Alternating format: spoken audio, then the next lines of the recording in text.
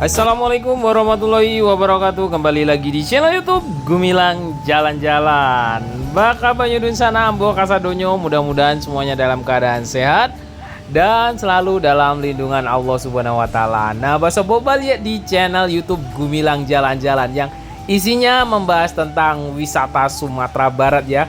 Dan pada akhir-akhir ini Gumilang Jalan-Jalan jarang muncul karena ada kesibukan. Jadi insya Allah saya buatkan video mungkin dalam 1 minggu itu 2 ya.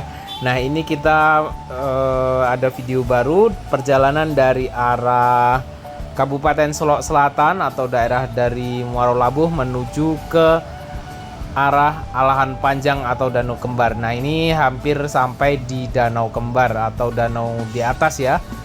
Nah, sebentar lagi kita akan sampai di Danau Kembar. Kita akan melihat pemandangannya begitu indah dan ini suasananya mendung, kemudian gerimis ini di pagi hari dan benar-benar sangat dingin sekali. Nanti pemandangan sepanjang jalan ini seperti bukit-bukit yang begitu indah dan di sampingnya itu ada danau. Ikuti terus jalan-jalan kita hari ini.